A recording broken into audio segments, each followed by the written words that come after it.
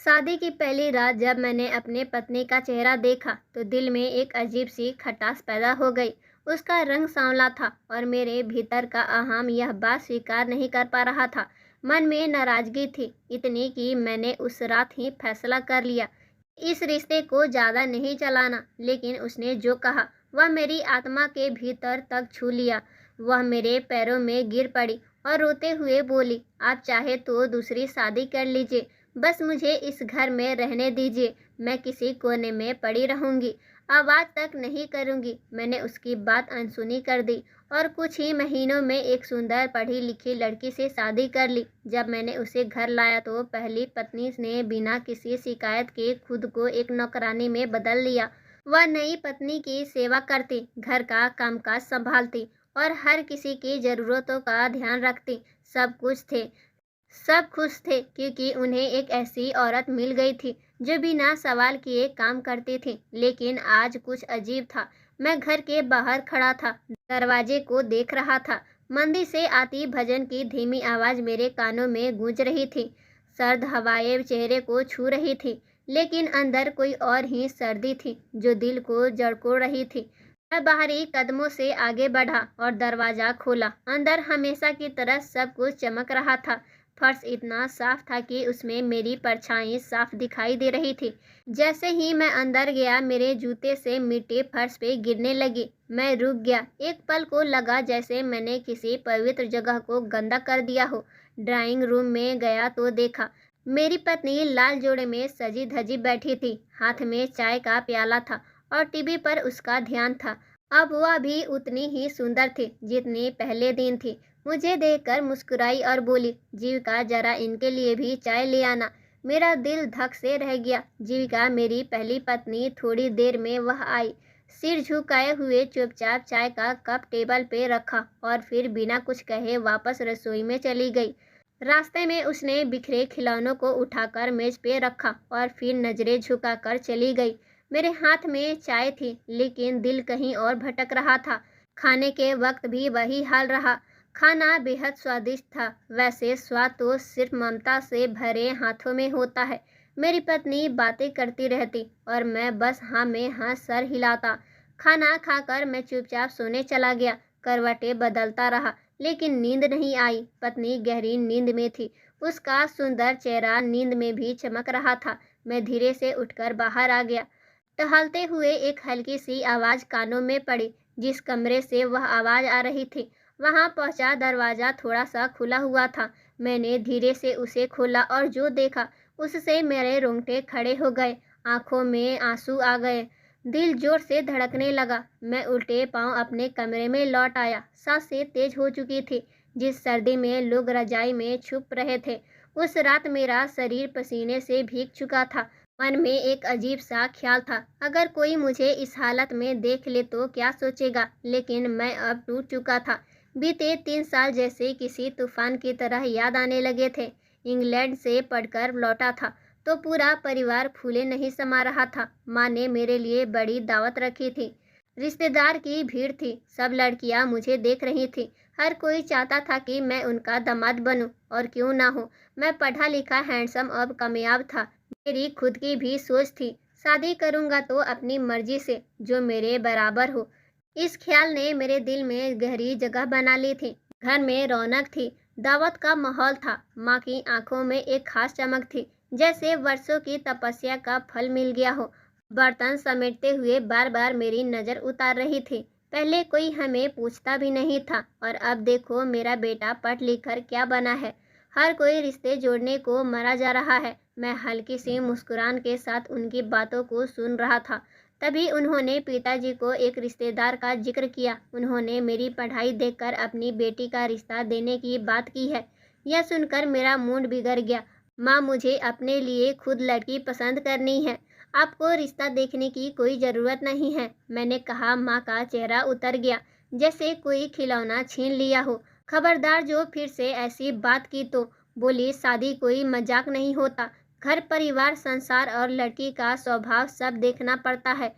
शादी तेरी पसंद की हो या मेरी, दुल्हन तो हीरे जैसी ही होगी। माँ के आत्मविश्वास भरे शब्दों पर मैं मुस्कुरा दिया। सच कहूँ तो मेरी भी यही तमन्ना थी, एक ऐसी लड़की जो सिर्फ खूबसूरत ही नहीं बल्कि मेरे साथ हर मोड़ पर चलने वाली हो। कुछ दिनों बाद काम से लौटा तो घर में अलग सी चमक पड़ गई थी। कमरे में पहुंचा तो एक महिला ने अचानक मेरा माथा चूम लिया। मैंने चौंका, फिर माँ ने बताया यह तुम्हारी बुआ है, दूसरे शहर से आई है। बुआ बेहद अपने मन लेकर मिली। उनके साथ उनके पति भी थे, सादे लेकिन आत्मसम्मान से भरे लोग। माँ पिताजी के ओर से खूब खातिरदारी हो रही थी। यह थोड़ा अजीब था क्योंकि माँ इतने खुले दिल से ससुराल वालों को नहीं अपनाती थी। अगले दिन माँ ने बताया कि बुआ लोग अपनी बेटी के लिए मेरा रिश्ता लाए हैं। माँ खुशी से फूले नहीं समा रही थी। मैं थोड़ा झिकझिकाया। मुझे लड़की से मिलना है, मैं देखना चाहता हूँ। माँ बोली खूबसूरत है, सलीकेदार है और मुझे जल्दी शादी करनी है। अब ज़्यादा समय नहीं है मेरे पास तेरे नखरे उठाने का। माँ की जिद के आगे झुकना पड़ा। मैंने हाँ कह दी। शादी की तैयारी शुरू हो गई। मैं बार बार कोशिश करता रहा लड़की से बात करने की, लेकिन उसने फ़ोन नहीं रखा और माँ ने कह दिया इस घर की लड़कियाँ ऐसी नहीं होती।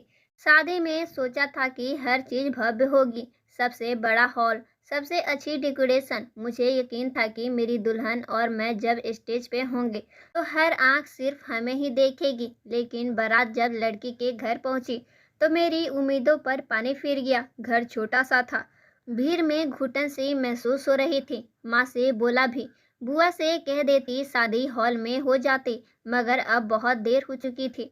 शादी की रस्में खत्म हुई। मैं भूखा था लेकिन दुल्हन पक्ष से खाने का कोई इंतजाम नहीं था। हिम्मत करके अपने ससुर से पूछ लिया। उन्होंने सीधा जवाब दिया, बेटा हमने पहले ही साफ कह दिया था, बारातियों को हम खाना नहीं खिला सकते। तेरी माँ ने कहा था कि वह खुद अपने मेहमानों का इंतजाम करेंगी। उन्होंने यह बात बहुत आम अंदाज में कही, लेकिन मेरे ऊपर तो जैसे पहाड़ टूट पड़ा। मुझे ऐसा लगा जैसे किसी ने मेरे सपनों की चादर खींच दी हो। खाने का इंतजाम नाम का था। मेरे साथ आए मेहमान यहाँ वहाँ खाना तलाशते फिर रहे थे और मैं शर्म से पानी पानी हो गया था। मेरे ससुराल वालों ने जैसे मेरी इज्जत का जनाजा निकाल दिया हो। बस वहीं से मेरे दिल में पहली गांठ बन गई थी। इसके लिए मैंने कुछ नहीं कहा, बस एक जान पहचान वालों को फ़ोन करके खाना मंगवाया। थोड़ी ही देर में खाने का इंतजाम हो गया। मैं माँ से कुछ पूछना चाहता था लेकिन वक्त ही नहीं मिला था। मन ही मन खुद को समझाया, कोई बात नहीं, सब ठीक हो जाएगा। फिर मेरी दुल्हन को मेरे सामने लाकर बैठाया गया। चेहरे पर घूंघट, हाथों में मेहंदी और हल्की सी झुकी हुई नजरें। उसे देखकर लगा कि शायद सब कुछ अच्छा ही होगा।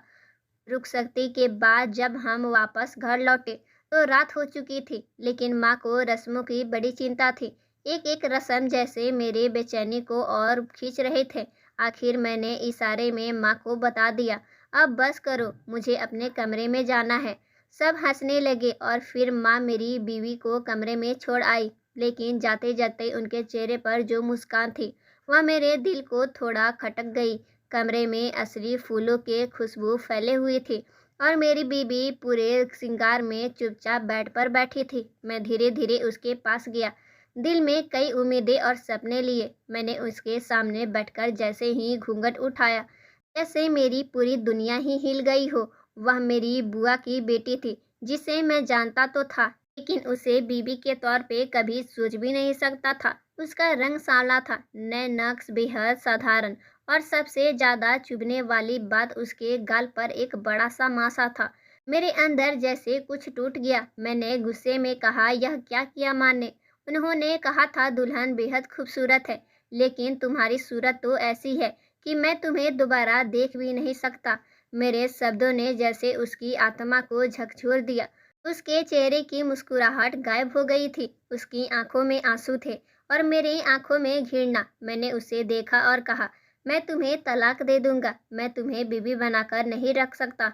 वह फौरन मेरे पैरों में गिर पड़ी। नहीं अमित, प्लीज तलाक मत दीजिए। मेरे मम्मी पापा बहुत गरीब हैं, यह सदमा वह नहीं झेल पाएंगे। मैं आपको बहुत चाहती हूँ, हर खुशी दूंगी, बस मुझे मत छोड़िए। उसके गहरे सांवले हाथों में मेरे गोरे पैर का मोल मुझे असहज कर गया। मैं पीछे हट गया और तब वह खुद उठकर बोली, अगर आपको मेरी शक्ल पसंद नहीं है तो आप दूसरी शादी कर लीजिए, मैं यहीं किसी कोने में रहूंगी। आपका और इस घर का ख्याल रखूंगी।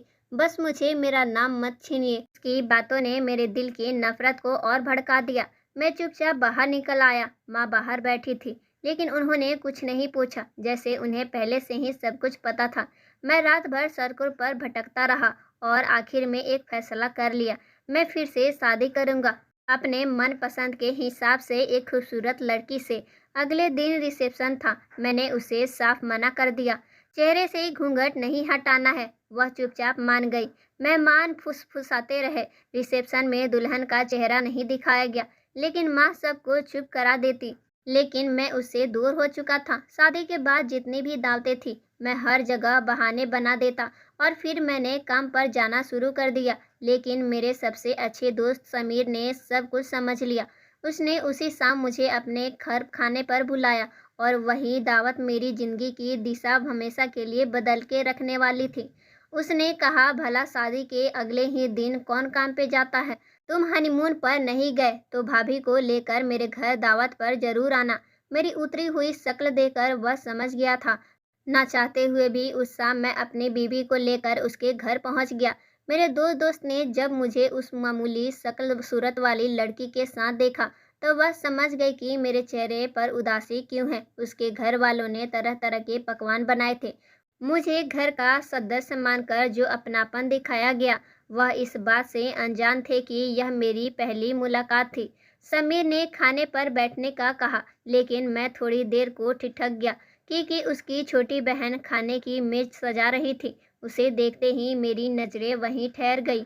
इतनी हसीन थी कि वह जैसे किसी स्वर के बाग से उतर के आई हो। लंबे घुंघराले बाल, नाजुक चेहरा, गोरी रंगत। मैंने तो हमेशा ऐसे ही लड़की का सपना देखा था। जब मेरी नजरें उस पर रुकी, तो उसने भी मुझे देखा और उसके गाल शर्म से गुलाबी हो गए। मेरा दिल बेकाबू हो गया। मैं किसी भी हालत में उसे अपनी बीवी बनाना चाहता था। मेरी बदसूरत बीबी चुपचाप यह सब देख रही थी। उसने शायद ही कुछ खाया हो। समीर ने घर से लौटते वक्त मैंने दिल ही दिल में एक फैसला कर लिया था। अब मैं उस लड़की से शादी करूंगा जो मेरी पसंद है। अगले ही दिन मैंने समीर से बात की। उसने हैरान से पूछा, अमित, अभी तो 2 रोज पहले तुम्हारी शादी हुई है। मैं सकपका गया। वह शादी मेरी माँ की पसंद की हुई थी। मुझे ऐसी बीवी नहीं चाहिए। मैं तुम्हारी बहन को दुनिया की हर खुशी दूंगा। मेरी नौकरी, मेरी हैसियत और पैसों की ताकत ने शायद उसे सोचने पर मजबूर कर दिया, और कुछ ही दिनों में उसने दूसरी शादी के लिए हाँ कह दी। मैं बहुत खुश था। घर आकर सबसे पहले माँ को बताया। उन्हें कोई हैरानी नहीं हुई, जैसे सब कुछ पहले से तय था। 1 हफ्ते के अंदर ही मेरी दूसरी शादी हो गई। प्राची, मेरी नई बीवी, जब उसे लेकर मैं घर आया, उसकी खूबसूरती और सजी धजी सूरत देखकर मेरी पहली बीबी जीविका कुछ पल वहीं खड़ी रही, फिर खामोशी से कमरे से बाहर चली गई। मैंने अलमारी से उसके सारे कपड़े निकालकर फेंके और कह दिया कि इस कमरे में प्राची रहेगी। तुम माँ के कमरे में या स्टोर रूम में सो जाओ। उसने कुछ नहीं कहा, बस उसकी आंखों में आंसू तैरने लगे। वह चुपचाप स्टोर रूम में चली गई। माँ, जो हमेशा नरम मिजाज में रहती थी, अब दिन रात उसे नौकरानी की तरह काम करवाती, हर बात पर डांटती, अपमानित करती। मुझे हैरानी होती, लेकिन मुझे अब जीविका से कोई मतलब नहीं था। मैं अपनी नई बीवी और नई जिंदगी में मगन था। प्राची फैशनेबल थी, हमेशा नए कपड़े, मेकअप और सज-धज में रहती थी। घर के सारे काम जीविका करती थी, इसलिए प्राची को हाथ भी नहीं लगाना पड़ता था। कुछ ही समय बाद हम हनीमून के लिए यूरोप गए। वहां से लौटे तो पता चला प्राची माँ बनने वाली है, और बहुत खुश था। लेकिन एक बात मुझे खटकती थी। घर में चुपचाप चलती फिरती जीविका अब मुझे किसी साय जैसी लग रही थी। कई बार माँ ने उससे मारपीट की। एक दिन दूध का गिलास जाने कैसे गिर गया। उन्होंने उसे छड़ी से इतना मारा कि वह फूट फूट के रो पड़ी। फिर भी उसके होठों से एक भी शिकायत नहीं निकली। उस दिन जाने क्यों मेरे दिल में एक अजीब सी बेचैनी भर गई। आज भी मैं इसलिए जल्दी घर आया था। रात के उस पहर जब बच्चा जोर जोर से रो रहा था, मैं उठा, देखा प्राची बेखबर सो रही थी। मैंने उसे हिलाया, देखो बच्चा रो रहा है, लेकिन वह करवट बदलकर फिर से सो गई। मैंने एक ठंडी सांस ली। हाँ, वह खूबसूरत थी, लेकिन उसमें ममता, जिम्मेदारी कुछ भी नहीं था। पूरी रात बच्चा रोता और मैं उसे संभालता। बच्चे को दूध पिलाकर मैं कमरे से बाहर निकल आया। फिर उसी स्टोर रूम की ओर कदम बढ़ाया। इस बार दरवाजा खुला था। सामने जीविका बैठी रो रही थी। माँ अब भी उनके सामने खड़ी थी। देखा तेरी माँ ने शादी के बाद मेरे साथ क्या किया था, उसका मैंने तुझसे इस तरह बदला लिया। तेरी शक्ल देखकर ही समझ गई थी कि मेरा बेटा तुझसे कभी प्यार नहीं करेगा, इसलिए मैंने जानबूझकर तेरी शादी उससे करवाई। अब देख तू घर में कचड़े की तरह पड़ी है और तेरी माँ के दिल को जो तकलीफ होती होगी वह मुझे बहुत सुकून देता है। आधी रात को माँ क्या साबित करना चाहती है? बहुत बड़ी नेक बनने की कोशिश कर रही थी। चल उठ, मेरे लिए दूध गर्म करके ले आ। माँ ने उसे जोर से लात मारी। वह फिर सिसक उठी। वह चुपचाप अपनी जगह से उठी और खड़ी हो गई। उस वक्त मुझे ऐसा लग रहा था जैसे कोई भारी पहाड़ मुझ पर टूट पड़ा हो। माँ ने मुझे अपने पुराने गुस्से के बदले के लिए इस्तेमाल किया था। मुझे नहीं पता था कि बुआ ने उनके साथ क्या किया था, लेकिन जीविका का इसमें कोई कसूर नहीं था। वह मेरे पास से चुपचाप गुजर गई। अगर वह भगवान से मेरी शिकायत कर रही थी तो मेरा अंजाम भगवान जाने। मुझे ऑफिस के लोगों के बदले हुए चेहरे याद आने लगे थे। बॉस को बार बार मेरी शिकायतें दी जा रही थी। मेरा बच्चा पूरा दिन लावारिस की तरह पड़ा रहता था। प्राची खुद को सजाने संवारने में लगी रहती थी। जीविका मेरे पास से निकलना चाहती थी, लेकिन मैंने उसका हाथ पकड़ लिया और कहा, रात के इस वक्त आप मेरी पत्नी के साथ ऐसा व्यवहार नहीं कर सकती माँ। जो कुछ मैंने आज सुना है उसके बाद मैं यह पाप नहीं सहूंगा। आज से जीविका को मैं अपनी पत्नी का दर्जा दूंगा। आज के बाद वह स्टोर रूम में नहीं बल्कि घर के दूसरे कमरे में रहेगी। इन दोनों पत्नियों के साथ इंसाफ करना मेरी जिम्मेदारी है और आज के बाद आप मेरी पत्नी को कुछ नहीं कहेंगी। माँ का चेहरा रंग बदल गया, लेकिन मेरे दिल में एक अजीब सा सुकून उतर रहा था। जीविका की आंखों में आंसू थे, मगर उसमें खुशी भी थी। उसके चेहरे पर मासूमियत की झलक थी। मैंने उसका हाथ थामा और उसे अपने कमरे की ओर ले गया। सुबह मैंने ऐलान किया कि मैं दोनों पत्नियों को बराबर का हक दूंगा। प्राची ने खूब रोया और चिल्लाया, लेकिन फिर चुप हो गई, क्योंकि उसे मेरी दौलत से हाथ नहीं धोना था। और जीविका इतनी खुश थी कि रोज भगवान का शुक्र अदा करती थी। वह घर के सारे काम पहले की तरह ही करती थी, लेकिन अब उसकी आंखों में हमेशा मुस्कुराहट रहती थी। उसकी संगत में रहकर मुझे एहसास हुआ कि सच्चा सुख देने वाली पत्नी कैसी होती है।